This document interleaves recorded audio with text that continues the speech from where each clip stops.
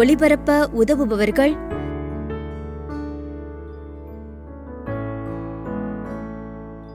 திருமதி பெபோலியா சிரில், நுங்கம்பாக்கம், சென்னை. திரு Aloysius Cyril, இவரின் ஆன்ம இலைப்பாற்றிக்காக வேண்டி.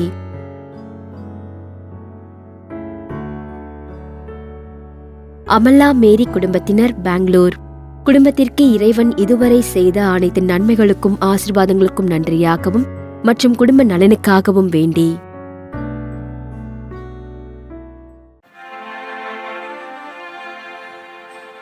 தந்தை மகன் தூய ஆவியாரின் பெயராலே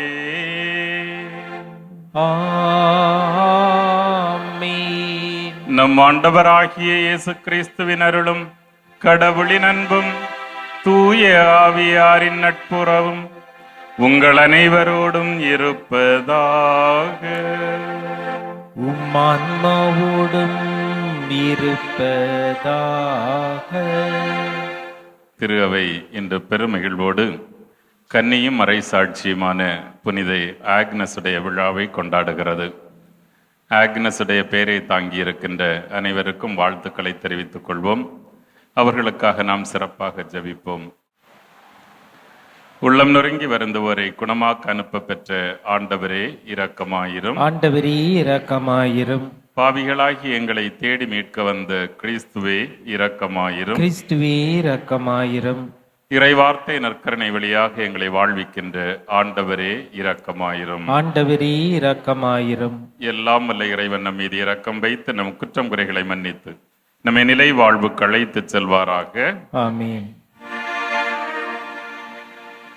மன்றாடுவோமாக. என்றென்றும் உள்ள எல்லாம் வல்ல இறைவா, வலியோரை நாணச் செய்ய வலுவற்றவை என உலகம் கருதுவதை தேர்ந்தெடுக்கின்றேன். அதனால் உம்முடைய மறை சாட்சியான புனித ஆக்னஸின் விண்ணக பிறப்பு விழாவை கொண்டாடும் நாங்கள் அவர் கொண்டிருந்த உறுதியான நம்பிக்கையை பின்பற்றிட கனிவுடன் எங்களுக்கு அருள் புரிவீராக. எங்கள் ஆண்டவராகிய கிறிஸ்து வழியாக உம்மை மன்றாடுகின்றோம்.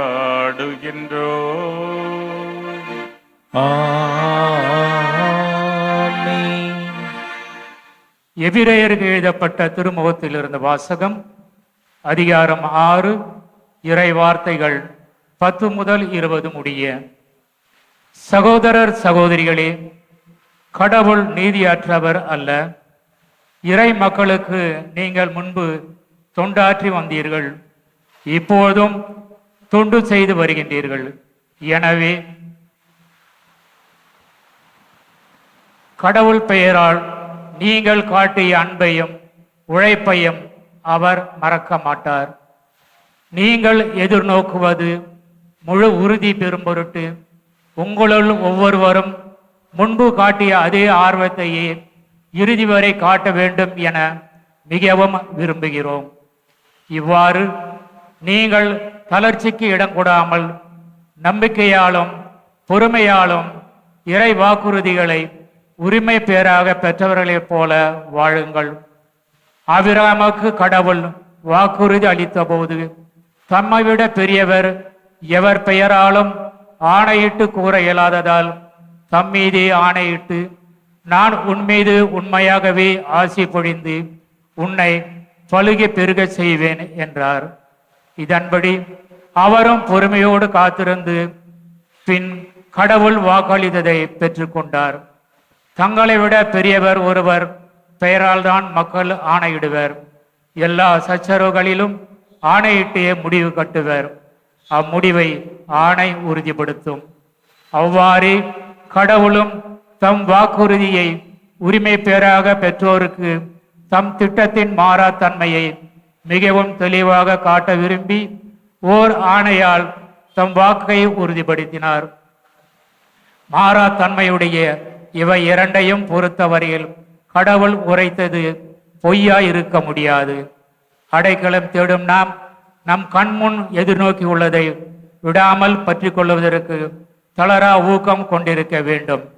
இந்த எதிர்நோக்கி நம் உள்ளத்திற்கு பாதுகாப்பான உறுதியான நங்கூரம் போன்றுள்ளது. இது கோவிலின் திரைச்சீலைக்கு அப்பால் சென்று சேர்ந்திருக்கிறது.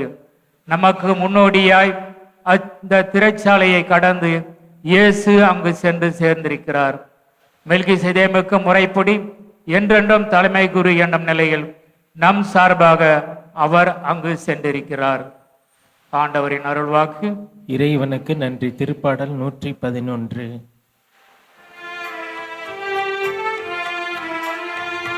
ஆண்டவர் தமது உடன்படிக்கையை இன்றும் நினைவில் கொள்கின்றார்.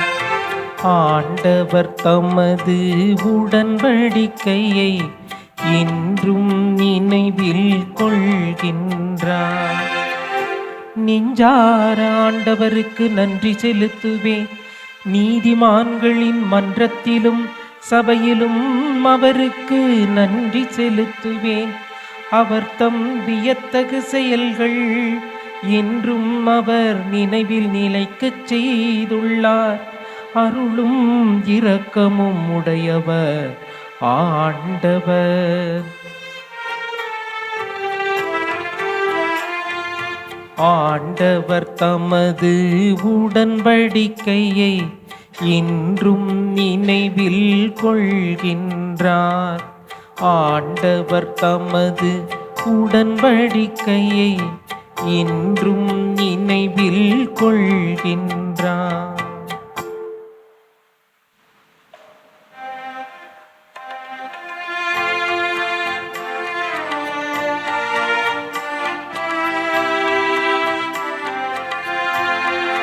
அல்லேலூயா அல்லேலூயா அல்லேலூயா அல்லேலூயா அல்லேலூயா அல்லேலூயா அல்லேலூயா அல்லேலூயா. நம் ஆண்டவராகிய இயேசு கிறிஸ்துவின் கடவுளும் மாட்சிமிகு தந்தையுமானவர் ஞானமும் வெளிப்பாடும் தரும் தூய ஆவியை உங்களுக்கு அருள்வாராக. அல்லேலூயா அல்லேலூயா அல்லேலூயா அல்லேலூயா. ஆண்டவர் உங்களோடு இருப்பாராக. உம்மான்மாவோடும் இருப்பாராக. தூய மார்க் எழுதிய பரிசுத்த நற்செய்தியிலிருந்து வாசகம். ஆண்டவரே மாட்சி உமக்கே. மார்க் நற்செய்தி அதிகாரம் 2 இறைவார்த்தைகள் 23 முதல் 28 முடிய. ஓய்வு நாளில் இயேசு வயல்வழியே செல்ல நேர்ந்தது. அவருடைய சீடர் கதிர்களை கைது கொண்டே வழி நடந்தனர். அப்பொழுது பரிசேயர் இயேசுவிடம், பாரும், ஓய்வு நாளில் செய்யக்கூடாததை ஏன் இவர்கள் செய்கிறார்கள் என்று கேட்டனர். அதற்கு அவர் அவர்களிடம், தாமும் தம்முடன் இருந்தவர்களும் உணவின்றி பசியாய் இருந்தபோது தாவீது என்ன செய்தார் என்பதை நீங்கள் வாசித்ததே இல்லையா? அபியாத்தார் தலைமை குருவாய் இருந்தபோது தாவீது இறை இல்லத்திற்குள் சென்று குருக்களை தவிர வேறு எவரும் உண்ணக்கூடாத அர்ப்பண அப்பங்களை தாம் உண்டதுமன்றி தம்மோடு இருந்தவர்களுக்கும் கொடுத்தார் அல்லவா என்று கேட்டார். மேலும் அவர் அவர்களை நோக்கி, ஓய்வு நாள் மனிதருக்காக உண்டாக்கப்பட்டது, மனிதர் ஓய்வு நாளுக்காக உண்டாக்கப்படவில்லை. ஆதலால் ஓய்வு நாளும் மானிட மகனுக்கு கட்டுப்பட்டதே என்றார். இது கிறிஸ்து வழங்கும் வாழ்தரும் நற்செய்தி. கிறிஸ்துவே உமக்கு புகழ்.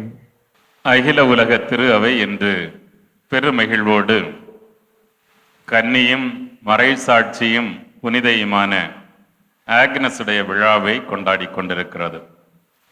மிகுந்த பெருமையோடும் மகிழ்ச்சியோடும் இந்த விழாவை நாம் கொண்டாடுகிறோம்.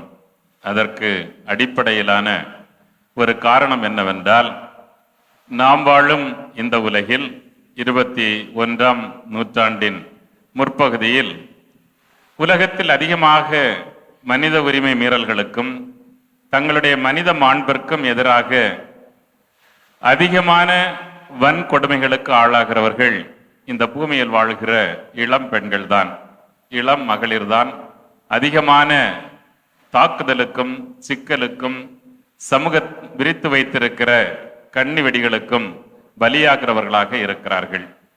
அப்படிப்பட்ட ஒரு சமூகத்தில் தூய ஆக்னஸ் போன்றவர்களுடைய விழா நமக்கு வாழ்வின் அர்த்தத்தை அதிகமாக புரிய வைப்பதாக இருக்கிறது.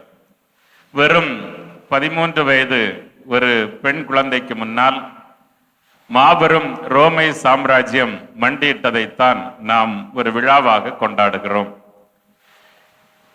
ஏறக்குறைய உத்தேசமாக 291ஆம் ஆண்டில் இவர் பிறந்தார் என்று நம்பப்படுகிறது. அவருடைய தலை வெட்டப்பட்டு அவர் இறந்தது 304ஆம் ஆண்டு. 3ஆம் நூற்றாண்டின் கடைசி பகுதியில் சமூகத்தில் வாழவே தகுதியில்லாத ஒருவன் ஒரு பேரரசனாக முடிசூட்டப்பட்டதுதான் அவலத்தின் அவலமான ஒரு சூழல். ரோமை பேரரசனாக டயோக்ளேசியன் என்பவன் பொறுப்பேற்கிறான். தன்னுடைய வாழ்நாள் முழுவதும் ஒரே ஒரு வேலைதான் அவனுக்கு இருந்தது. எங்கெல்லாம் கிறிஸ்தவர்கள் இருந்தார்களோ அவர்களை எல்லாம் தன்னுடைய சாம்ராஜ்யம் முழுவதும் வேட்டையாடி படுகொலை செய்வதுதான் அவனுடைய ஆட்சியின் மிக முக்கிய தாரக மந்திரமாக இருக்கிறது. எனவே அதற்காக கூலிப்படைகளை அவன் சமூகம் முழுவதும் பரவ விட்டிருந்தான். எங்காவது யாராவது இயேசுவினுடைய பெயரை சொல்வதை கேட்டாலே போதும், அவர்கள் அனைவரும் விசாரணையின்றி தண்டிக்கப்படக்கூடிய ஒரு அவலமான சூழல். அப்படிப்பட்ட ஒரு காலகட்டத்தில் தான் இந்த பெண் குழந்தை வெறும் 12 வயதே ஆனவள் இயேசுவுக்காக தன்னுடைய வாழ்க்கை முழுவதும் அர்ப்பணிக்கிறாள். அவளுடைய அழகை பார்த்து அவள் ஒரு மிகப்பெரிய பிரபுத்துவ குடும்பத்தை சார்ந்தவள், மிகப்பெரிய அந்தஸ்தில் அதிகமாக இருந்த ஒரு குடும்பத்திலிருந்து வந்தவளாக இருந்ததால் பலரும் அவளை விரும்புகிறார்கள், போட்டி போடுகிறார்கள். ஆனால் அவள் தன்னுடைய வாழ்வு இயேசுவுக்காக என்று உறுதியாக அர்ப்பணித்து விடுகிறாள். எனவே அவளிடத்தில் யாரும் வெற்றி பெற முடியாத ஒரு சூழலில் அவள் இயேசுவை வழிபடுகிறாள், அரசனை வழிபடுவதில்லை என்று அரசனிடத்திலே அவனுடைய துணையாளாக பல்வேறு பிராந்தியங்களில் ஆட்சி செய்து கொண்டிருக்கிற ஆளுநர்களிடத்தில் அவள் மீது குறை சொல்லப்படுகிறது. அப்போது அந்த பகுதியினுடைய அந்த லோக்கல் கவர்னர் என்று சொல்லப்படுகின்ற பணியில் இருந்தது ஆக்னஸுடைய தந்தைதான்.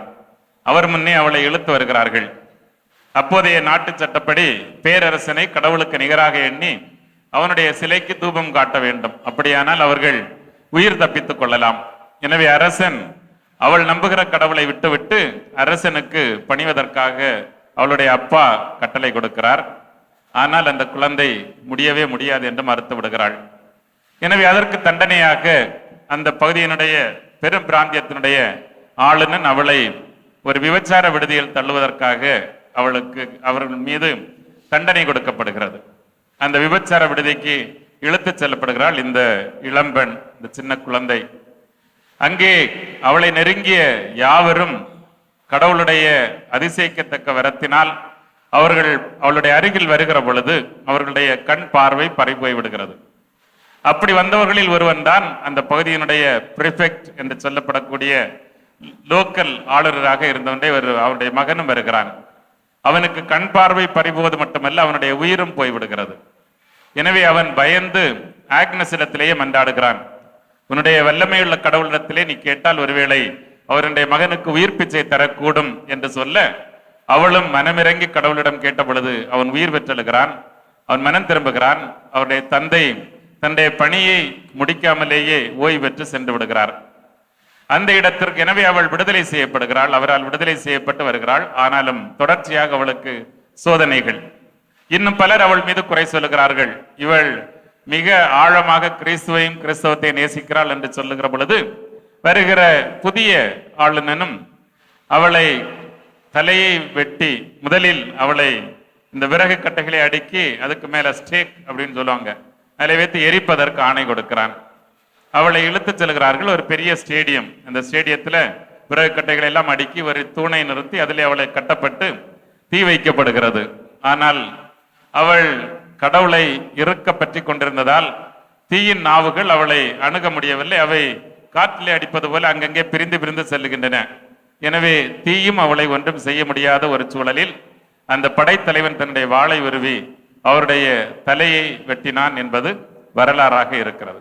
ஆனால் அவ்வளவையும் மகிழ்ச்சியோடு ஏற்றுக்கொண்ட அந்த இளம்பெண் ஒரு மாபெரும் ரோமை சாம்ராஜ்யம், தன்னையே கடவுளாக கருதி கொண்ட டயோக்ளேசியன் என்கிற பேரரசன், அவனுடைய அத்தனை படைகள் அவை அனைவரும் மண்டியிட்ட ஒரு இளம் பெண்ணாக புனித ஆக்னஸ் இருப்பதை நாம் பார்க்கிறோம்.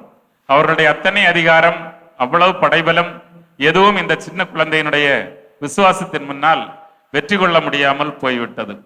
எனவே இன்றைக்கு பல்வேறு ஊடகங்களால், சமூகம் விரித்து வைத்திருக்கிற கன்னி வேலைகளால், குடும்பத்தினருடைய தொந்தரவுகளால் இன்றைக்கு இளம் பெண்கள் அதிகமாக தங்களுடைய மாண்பை, தங்களுடைய உறவை இழந்து தவிக்கிற ஒரு சூழலில் ஆக்னஸ் போன்ற ஏராளம் பேர் இந்த மண்ணில் உருவாக வேண்டும் என்பதுதான் கடவுளுடைய திருவுளமாக இருக்கிறது. 13 வயதிற்குள் அவளுடைய அசைக்க முடியாத ஆணித்தரமான, தன்னுடைய தந்தை தீமைக்கு கட்டுப்பட சொன்ன பொழுதும் கூட அதை மறுத்து உயிருள்ள கடவுளையே நான் சேவிப்பேன் என்று சொல்லி அதை ஏற்றுக்கொண்ட ஒரு பெண்ணாகத்தான் ஆக்னஸ் நமக்கு காட்சி அளிக்கிறார்.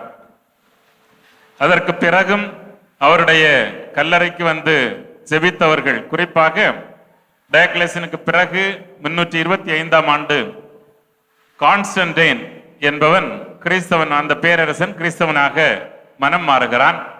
கிறிஸ்தவம் அரச மதமாக மாறுகிறது.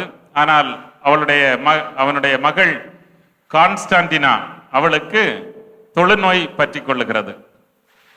அந்த தொழுநோய் பாதித்த அந்த சிறுமி ஆக்னஸினுடைய கல்லறையில் வந்து மன்றாடிய பொழுது அற்புதமாக தொழுநோய் அவளை விட்டு அகலுகிறது. அப்படி தொடக்கத்திலேயே கடவுள் அவளை ஏராளமான புதுமைகளால் அலங்கரித்தார் என்பதை திருச்சபை வரலாறு சொல்லி இருக்கிறது. 4ஆம் நூற்றாண்டிலேயே ஏறக்குறைய ரோமை பேரரசின் பாதிக்கும் அதிகமான நாடுகளில் ஆக்னஸுடைய புகழ் பரவியிருந்தது என்பதை 4ஆம் நூற்றாண்டில் வாழ்ந்த இறையியலாளர் புனிதர் அம்ப்ரோஸ் ஆக்னஸை பற்றி தெளிவாக குறித்து வைத்திருப்பதிலிருந்து நாம் அறிந்து கொள்ள முடிகிறது. எனவே இப்படி இன்றைக்கும் நாம் வாழுகிற காலகட்டத்தில் கடவுளுடைய சாயலாக படைக்கப்பட்ட சமூகத்தின் சரிபாதியாக இருக்கிற பெண்ணினம் பல்வேறு நேரங்களில் அவர்களுடைய உடல் ரீதியான, உள ரீதியான சித்திரவதைகளுக்கு ஆளாகிற பொழுது ஆக்னஸை போல ஆணித்தரமாக இந்த காற்றடிக்கிற பக்கமெல்லாம் அலைந்து செல்லுகிற இலைச்சருகுகளாக மாறிவிடாமல் ஆண்டவருடைய கரத்தை இறுக பற்றி கொள்ளுகின்ற இளம் குழந்தைகளாக அவர்கள் வளர்கிற பொழுது கண்டிப்பாக கடவுளால் அவர்களும் மணிமுடி சூட்டப்படுவார்கள் என்பதற்கு மிகச்சிறந்த எடுத்துக்காட்டாகத்தான் நாம் ஆக்னஸை பார்க்கிறோம். அதே போல மரிய கொரற்றி என்ற ஏராளமான பேர் தங்களுடைய வாழ்க்கையில் கிறிஸ்துவே எங்களுக்கு ஆதாயம் என்று கண்டுகொண்ட பிறகு மற்ற எல்லாவற்றையும் துறந்துவிட்டு கடவுளுடைய அன்பிற்காக தங்களை முழுவதும் தியாகம் செய்யக்கூடிய பல புனிதர்களை திரு அவை நமக்கு எடுத்துக்காட்டாக தந்திருக்கிறது. என்று சிந்தித்து பார்ப்போம். நம்முடைய குடும்பங்களில் இன்று பல்வேறு வசதிகள், வாய்ப்புகள் எல்லாம் பெருகி இருக்கின்றன. கற்பதற்கான வாய்ப்புகள் நமக்கு கிடைத்திருக்கிறது. இவையெல்லாம் நம்முடைய மனிதத்தை மேம்படுத்தவும், இந்த சமூகத்திற்கு நம்மை உழைப்பதற்கு தூண்டுகோலாக இருக்கவும் கருவிகளாக இருக்க வேண்டுமே தவிர மனம் போன போக்கிலே வாழ்ந்து நம்முடைய வாழ்க்கையை தொலைத்து விடுவதற்கு காரணிகளாக இருந்து விடக்கூடாது. எனவே இன்று நாம் விழா கொண்டாடுகிற நம்முடைய புனித இடம், புனித வழியாக நாம் கொண்டாடுவதெல்லாம், ஆண்டவரே இந்த பூவுலகில் நீர் உமது சாயலாக கொடுத்திருக்கின்ற எம் இளம் மகளிரை நீர் நிறைவாக ஆசீர்வதியும். இந்த பூமியில் அவர்களுக்கு பாதுகாப்பான, மனிதம் நிறைந்த ஒரு அமைதியான ஒரு வாழ்க்கை நிறைவாக வாழ்வதற்கு அவர்களுக்கு ஆற்றலை தாரும். எல்லா விதமான சோதனைகளையும் தாண்டி இறைவனே என் கற்பாறை என்று ஆணித்தரமாக சொல்லி அவருடைய அந்த கற்பாறையின் மீது கட்டப்பட்ட வீடாக தங்களுடைய வாழ்வை அமைத்து கொள்ள ஆற்றலை நாம் இந்த தொடர்ந்து வருகின்ற திருப்பலி வழியாக நாம் ஆண்டவரிடத்திலே இருந்து கேட்போம். ஏராளமான துன்புறுத்தல்கள், ஏராளமான பழிவாங்குதல்கள், ஏராளமான மனித உரிமை மீறல்கள் மத்தியில் அவர்கள் தங்கள் மனிதத்தையும் புனிதத்தையும் பாதுகாத்துக் கொள்வதற்காக நம்முடைய குடும்பங்களும் நாம் வாழும் சமூகமும் அவர்களுக்கு துணை நிற்க வேண்டும் என ஆண்டவரிடத்திலே தொடர்ந்து மன்றாடுவோம். ஆமென்.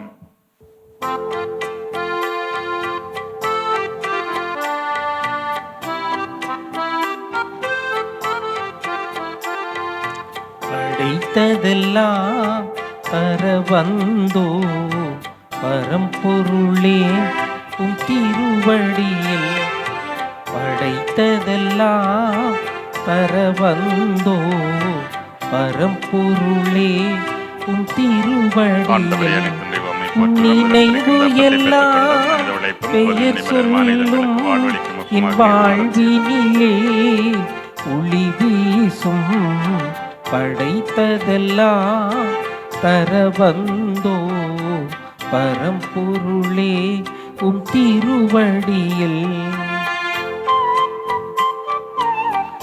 ஆண்டவரே, அனைத்து தெய்வமே போற்றுகிறோம். இருட்டிற்கில் நாங்கள் தரிசனத்தை பெற்றுக்கொண்ட மனித உழைப்பும் திராட்சை குடிமலமான இதங்களுக்கு ஆன்மபானமாக நீர் மாறச் செய்தருளும்.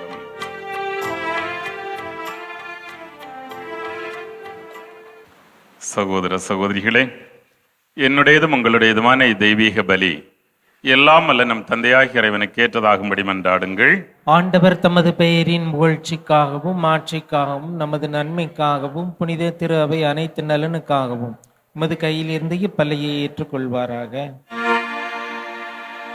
இரக்கம் நிறைந்த ஆண்டவரே, புனித ஆக்னஸின் விண்ணக வெற்றியை நாங்கள் நினைவு கூர்ந்து இன்று பேரின்பத்துடன் இப்பலியை உமக்கு ஒப்புக் கொடுக்கின்றோம். உமரும் பெரும் செயல்களை நாங்கள் அறிக்கையிடவும் இப்புனிதையின் மாட்சிக்குரிய பரிந்துரையை பெற்று மகிழவும் எங்களுக்கு வரம் அருள்வீராக. எங்கள் ஆண்டவராகிய கிறிஸ்து வழியாக உம்மை மன்றாடுகின்றோம்.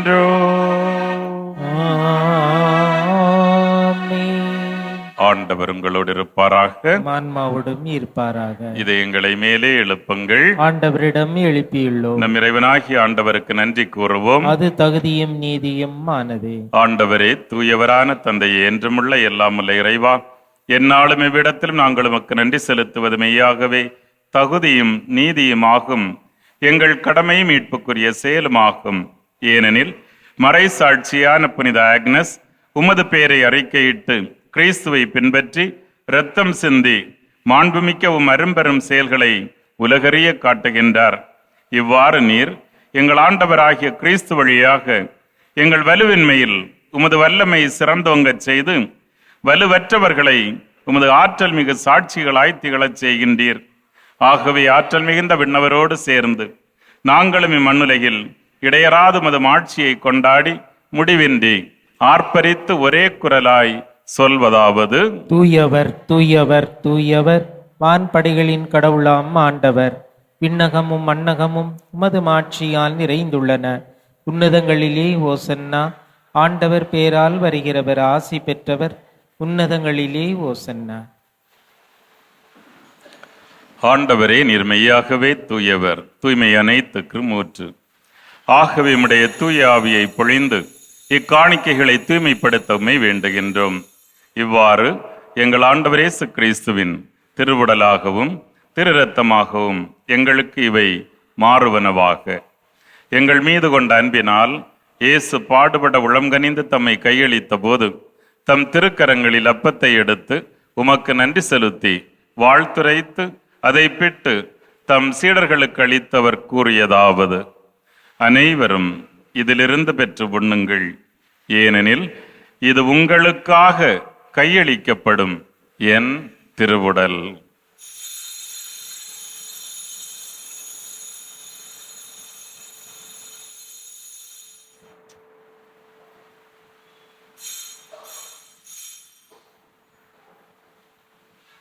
அவ்வண்ணமே இரவு விருந்தை அருந்திய பின் தம் திருக்கரங்களில் கிண்ணத்தை எடுத்து மீண்டும் உமக்கு நன்றி செலுத்தி தம் சீடர்களுக்கு கொடுத்து இயேசு கூறியதாவது: அனைவரும் இதிலிருந்து பெற்று பருகுங்கள், ஏனெனில் இது புதிய நிலையான உடன்படிக்கைக்குரிய என் இரத்தத்தின் கிண்ணம்.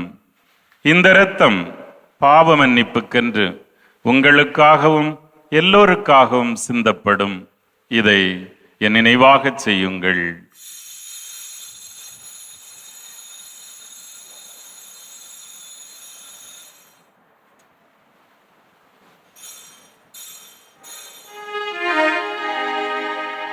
இது நம்பிக்கையின் மறைபொருள். ஆண்டவரே, நீர் வருமளவும் உமது இறப்பினை அறிக்கையிடுகின்றோ, உமது உயிர்ப்பினையும் எடுத்துரைக்கின்றோம்.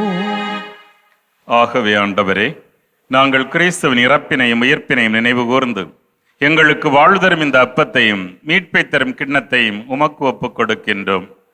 நாங்கள் தகுதியற்றவர்கள், இருப்பினும் உம் பிள்ளைகளாக நீர் ஏற்றுக்கொண்டீர். எனவே உமக்கு நன்றி செலுத்துகின்றோம். கிறிஸ்துவின் உடலிலும் இரத்தத்திலும் பங்கு கொள்ளும் எங்களை தூய ஆவியார் உம்மோடு ஒன்று சேர்க்க வேண்டுமென உம்மை தாழ்மையோடு மன்றாடுகின்றோம். ஆண்டவரே, உலகெங்கும் பரவியிருக்கும் உமது திரு அவையை நினைவு கூர்ந்தருளும். எங்கள் திருத்தந்தை பிரான்சிஸ், எங்கள் பேராயர் ஜார்ஜ், எல்லா திருநிலையினர், பொதுநிலையினர், இங்கு கூடியிருந்து ஜெபிக்கின்ற உம்முடைய அன்பு பிள்ளைகள் இவர்கள் அனைவரையும் இவர்களது வேண்டுதல்களையும் உமது அன்பினால் நிறைவு பெறச் செய்தருளும். உயிர்த்தெழும் நம்பிக்கையோடு இறந்து போன எங்கள் சகோதர சகோதரிகளையும் எங்கள் குடும்பங்களிலிருந்து இறந்தோர் அனைவரையும் இரக்கத்துடன் நினைவு கூர்ந்து உமது திருமுக ஒளியினுள் ஏற்றருளும். எங்கள் அனைவர் மீதும் இரக்கமாயிரும். கடவுளின் கன்னித்தாயும் ஆரோக்கிய அன்னையுமான புனித மரியா, அவருடைய கணவரான புனித யோசேப்பு, புனித திருத்தூதர்கள், இவ்வுலகிலும் உகந்தவர்களாய் வாழ்ந்த புனிதர்கள், இன்று நாங்கள் விழா கொண்டாடுகின்ற புனிதையும் மறைசாட்சியுமான தூய ஆக்னஸ், இவர்களோடு நாங்களும் ஒரு நாள் நிலை வாழ்வில் பங்கு கொள்ளும் தகுதி பெற்று உம் திருமகனேசு கிறிஸ்து வழியாக உம்மை புகழ்ந்தேத்து மரமருள உம்மை மன்றாடுகின்றோம்.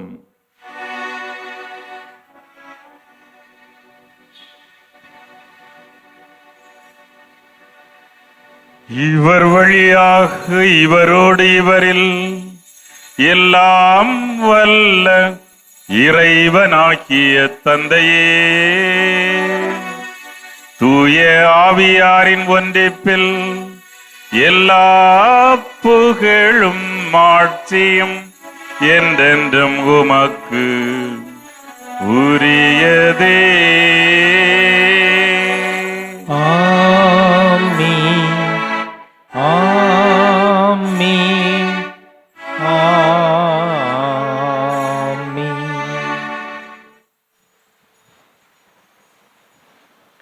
இறைவனே நமது தந்தை, நாம் அவரது பிள்ளைகள் என்ற நம்பிக்கையோடு விண்ணக தந்தையை நோக்கி மன்றாடுவோம். விண்ணுலகில் இருக்கின்ற எங்கள் தந்தையே, உமது பெயர் தூயது என போற்ற பெறுக. உமது ஆட்சி வருக. உமது திருவுளம் விண்ணுலகில் நிறைவேறுவது போல மண்ணுலகிலும் நிறைவேறுக. எங்கள் அன்றாட உணவை இன்று எங்களுக்கு தாரும். எங்களுக்கு எதிராக குற்றம் செய்வோரை நாங்கள் மன்னிப்பது போல எங்கள் குற்றங்களையும் மன்னியும். எங்களை சோதனைக்கு உட்படுத்தாதேயும், தீமையிலிருந்து எங்களை விடுவித்தருளும். ஆண்டவரே, எம் வாழ்வை சூழ்ந்திருக்கின்ற தீமைகள் அனைத்திலும் இருந்து எங்களை விடுவித்து எங்கள் வாழ்நாளில் நாங்கள் விரும்பி தேடும் அமைதியை கனிவோடு தந்தருளவுமை மன்றாடுகின்றோம். உமது இரக்கத்தின் உதவியால் மட்டுமே நாங்கள் பாவத்திலிருந்தும் எங்களை வாட்டி வருத்தும் நோய்களிலிருந்தும் விடுதலை பெற்று யாதொரு கலக்கமுமின்றி நலமாயிருப்போமாக. நாங்கள் எதிர்நோக்கி இருக்கும் பேரின்பத்திற்காகவும் எம் மீட்பராகிய இயேசு கிறிஸ்துவின் வருகைக்காகவும் மகிழ்ச்சியுடன் காத்திருக்கின்றோம். ஏனெனில் ஆட்சியும் வல்லமையும் ஆட்சியும் என்றென்றும் உமதே. ஆண்டவராகிய இயேசு கிறிஸ்துவே, அமைதியை உங்களுக்கு விட்டுச் செல்கின்றேன், என் அமைதியையே உங்களுக்கு தருகின்றேன் என்றும் திருத்தூதர்கள் வழியாக எங்களுக்கு சொன்னீரே. எங்கள் பாவங்களை பாராமல் உமது மக்களின் நம்பிக்கையே கண்ணோக்கி எங்களுக்கும் எங்கள் குடும்பங்களுக்கும் ஒற்றுமை, அமைதி, மகிழ்ச்சி ஆகிய கொடைகளை தந்தருள்வீராக. என்றென்றும் வாழ்ந்து ஆட்சி செய்கின்றவர் நீரே. ஆமென். ஆண்டவருடைய அன்பும் அமைதியும் உங்கள் அனைவரோடும் இருப்பதாக, ஆன்மாவுடன் இருப்பதாக. ஒருவருக்கொருவர் கிறிஸ்துவின் சமாதானத்தை பரிமாறிக்கொள்வோம். சமாதானம். உலகின் பாவங்களை போக்கும் இறைவனின் செம்மறியே, எங்கள் மேல் இரக்கமாயிரும்.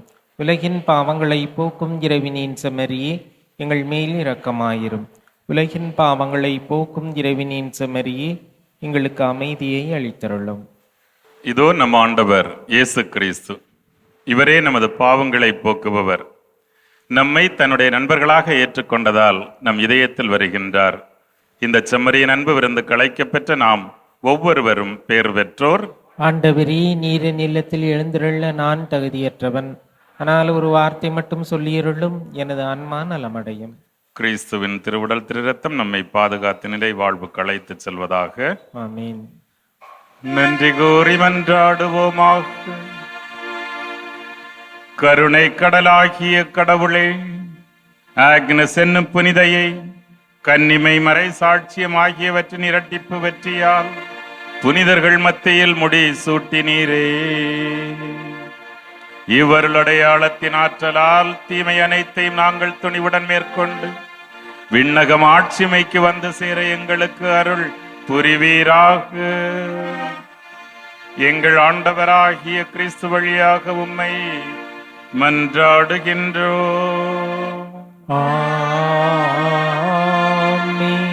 ஆண்டவர் உங்களோடு இருப்பாராக. உம்மான்மாவோடும் இருப்பாராக. எல்லாம் வல்ல இறைவன் தந்தை மகன் தூய ஆவியார் உங்களை தம் ஆசியால் நிரப்புவாராக.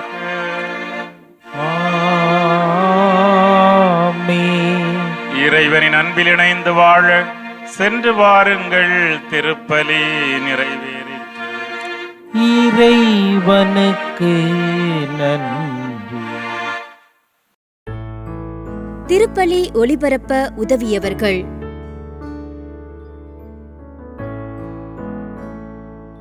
திருமதி பெபோலியா சிரில், நுங்கம்பாக்கம், சென்னை. திரு அலோஷியஸ் சிரில், இவரின் ஆன்ம இளைப்பாற்றிக்காக வேண்டி.